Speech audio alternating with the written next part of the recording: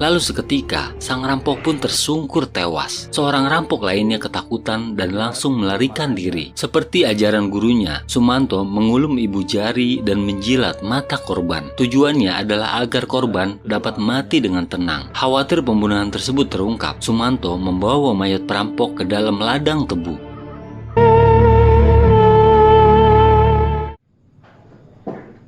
Setelah petang tiba, Sumanto membawa mayat tersebut ke rumahnya.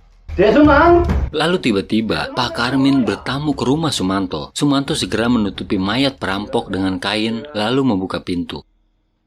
Dari sulingan ini ya?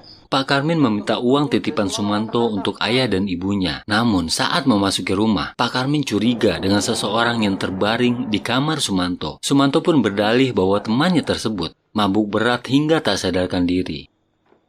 Setelah Karmin pergi, Sumanto pun memulai aksinya. Pertama-tama, Sumanto memasukkan potongan kecil daging ke dalam kulitnya. Tujuannya adalah untuk menyatukan jiwa korban dengan dirinya. Setelah itu, Sumanto pun mulai membuat sup perampok. Manto! Esok paginya, kawan-kawan Sumanto bertamu ke rumahnya. Tiba di dalam rumah, para teman-temannya mencium aroma masakan lezat. Hal itu membuat mereka lapar seketika. Ini Sumanto, daging apa ini? Daging orang, Kang. Saat Sumanto mengatakan bahwa sup tersebut adalah sup daging orang, teman-temannya mengira Sumanto hanya bercanda. Sumanto. Iya, Mbak. Kawan-kawan saya senang. Kemudian kita kembali ke masa kini. Penuturan Sumanto membuat Lili pusing dan menghentikan interview. Beberapa bulan kemudian, ketika sedang bekerja, Sumanto menemukan kaki kanan seseorang. Sumanto pun segera membawa pulang kaki yang ia temukan untuk dibuat sup. Menurut Sumanto, caranya tersebut adalah justru untuk memuliakan orang yang sudah meninggal.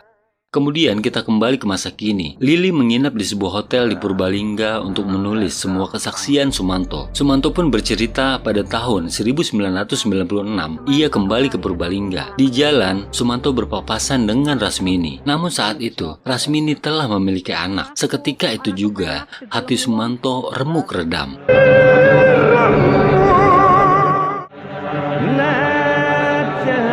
Di rumahnya yang sederhana, Sumanto masih memikirkan siapa suami dari kekasihnya Rasmini. Tidak lama sang ibu menghampirinya. Ternyata Rasmini telah menikah dengan Wario, pemuda yang memukulinya tempo hari. Mengetahui hal tersebut, Sumanto hanya mampu memandang Rasmini dari kejauhan. Sumanto menyalahkan kemiskinan atas kehancuran cintanya dengan Rasmini. Sejak saat itu juga, Sumanto berniat untuk mencari kekayaan dengan jalan apapun.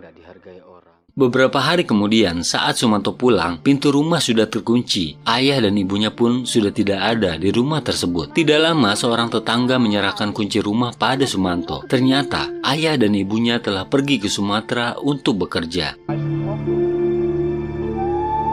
Sejak saat itu, Sumanto semakin bertanya-tanya mengapa semua orang menghindarinya. Ia kembali meyakinkan dirinya sendiri bahwa kemiskinanlah yang membuatnya dijauhi oleh semua orang. Untuk itu, Sumanto mengundi nasib dengan berjudi togel. Salah seorang rekannya mengatakan bahwa ia mendapatkan nomor togel setelah tidur di kuburan. Aku tidur di kuburan. Tanpa pikir panjang, Sumanto segera mendatangi area kuburan. Tidak tanggung-tanggung, Sumanto menggali kuburan warga lalu mengambil tulang belulang di dalamnya. Dalam benak Sumanto, jika orang yang tidur di kuburan saja bisa mendapatkan keberuntungan, maka keberuntungan akan lebih besar jika ia tidur di atas tengkorak pemilik kuburan.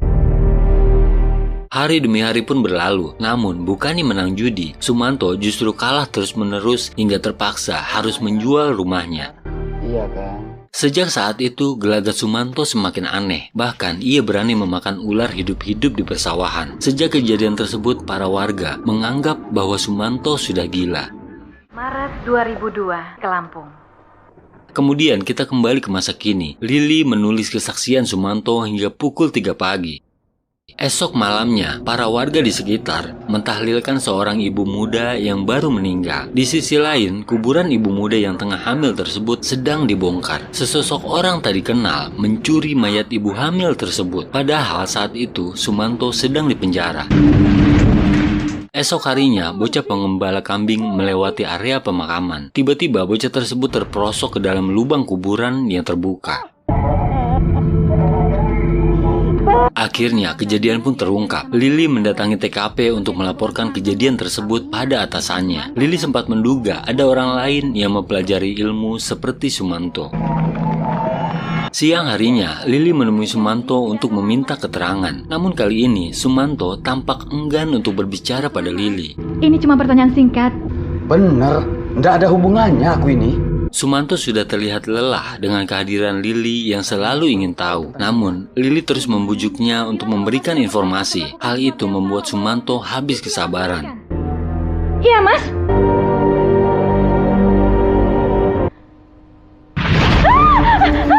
Beruntungnya, Lili tidak sampai dilukai oleh Sumanto. Lili pun segera kembali ke hotel. Namun, setibanya di kamar hotel, Lili menemukan pesan ancaman pada sebuah kertas. Lili melaporkan kejadian tersebut pada pihak hotel dan meminta untuk pindah kamar. Khawatir, saya baik-baik saja kok. Esok harinya, Lili menemui ayah dan ibu Sumanto. Tiba-tiba, sang ibu bercerita bahwa Sumanto pernah mencoba untuk membunuhnya.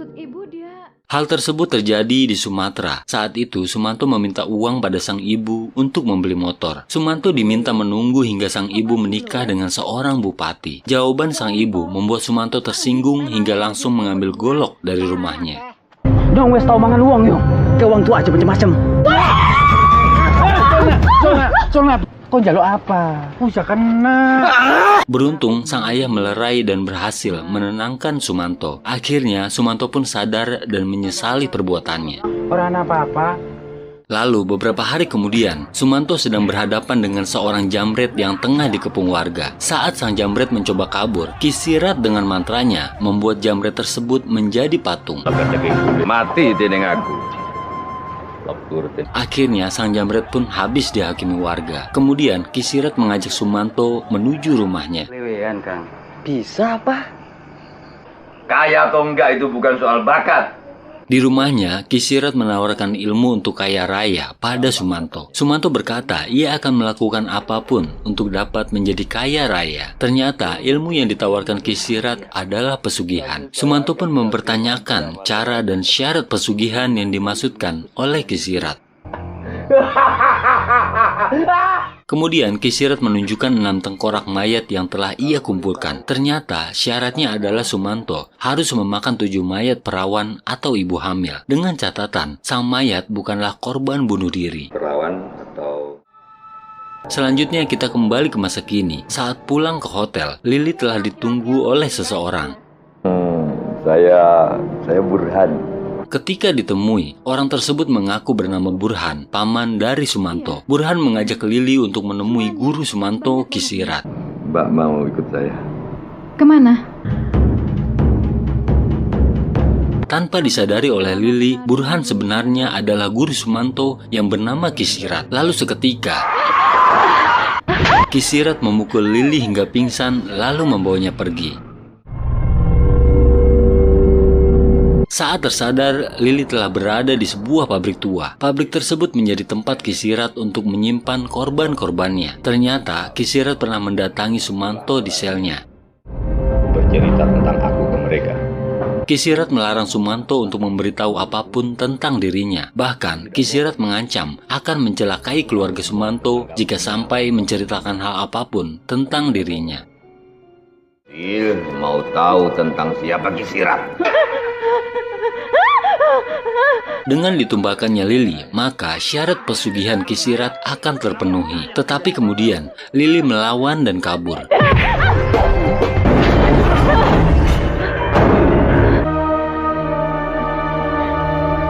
Apa kamu? Dalam kondisi terserang asma dan sesak napas, Lili mengambil tulang dan mencoba untuk bunuh diri.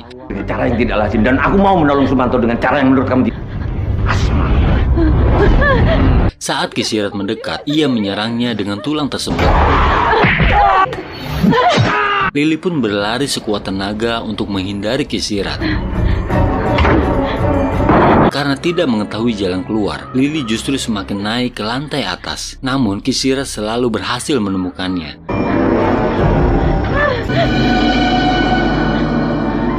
Kemudian, dalam keadaan terdesak, akhirnya Lili nekat untuk bunuh diri.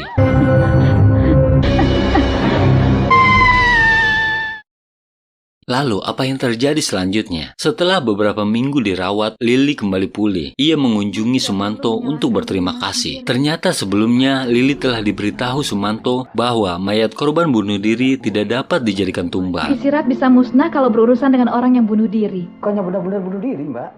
Tapi buktinya